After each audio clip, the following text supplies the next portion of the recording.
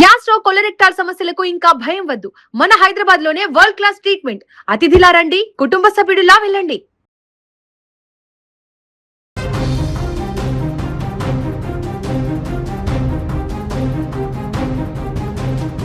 Technology మన జీవితాలను సులభతరం చేయడానికి దోహదపడుతుంది. కానీ అదే టెక్నాలజీ మనిషి మెదడును విషపూరితం చేస్తే, అక్షరాల ప్రాణాలని తీసేస్తే, అమెరికాలోని మసాచ్యూసెట్స్లో జరిగిన ఒక దారుణ ఘటన ఇప్పుడు ప్రపంచాన్ని షాక్కి గురిచేస్తుంది. కన్న తల్లిని, తోడబుట్టిన తమ్ముడిని అతి క్రూరంగా అంతం చేయడానికి ఓ యువకుడు ఏకంగా చాట్ జీపీటీ సలహా తీసుకున్నటువంటి ఘటన ఇప్పుడు కలకలం రేపుతోంది.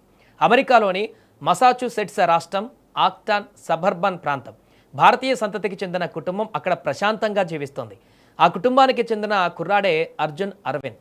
ఒకరోజు ఉదయం అర్జున్ తండ్రి పని నిమిత్తం బయటకు వెళ్ళగా ఇంట్లో తల్లి సుధా వెంకటేశన్, తమ్ముడు సిద్ధార్థ్ అరవింద్ మాత్రమే ఉన్నారు.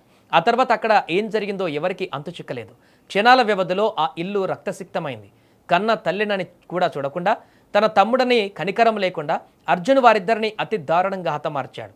ఆ తర్వాత తల్లి కారు తీసుకొని అక్కడి నుంచి పరారయ్యాడు. అదే రోజు సాయంత్రం తమ్ముడు సిద్ధార్థకు ట్యూషన్ చెప్పడానికి ఒక టీచర్ ఇంటికి వచ్చింది. ఇల్లు లాక్ చేసి ఉండడంతో ఆమె తండ్రికి ఫోన్ చేసింది. భార్యా పిల్లలు ఫోన్ ఎత్తకపోవడంతో అనుమానం వచ్చిన తండ్రి వెంటనే ఆక్టన్ పోలీసులకు ఫిర్యాదు చేశాడు.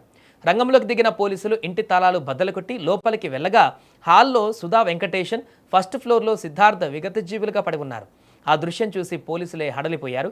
రాత్రంతా గాలించిన పోలీసులు మరుసటి రోజు తెల్లవారుజామున వేలాండ్ ప్రాంతంలో పార్కు చేసిన కారులో ఉన్న అర్జున్ను అదుపులోకి తీసుకున్నారు.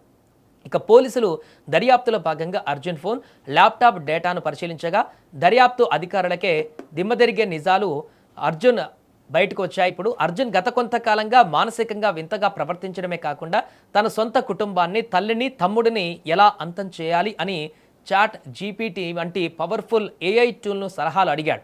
కృత్రిమ మేధస్సును మంచి కోసం వాడాల్సింది పోయి ఇలాంటి ఘాతకాలకు ప్లాన్ వేయడానికి వాడుకోవడం యావత్ సమాజాన్ని ఇప్పుడు కలిచివేస్తోంది. ప్రస్తుతం నిందితుడు అర్జున్ పైన 2 హత్య కేసులు నమోదు చేసి లోవేల్ జువైనల్ కోర్టులో హాజరుపరిచేందుకు పోలీసులు సన్నాహాలు చేస్తున్నారు.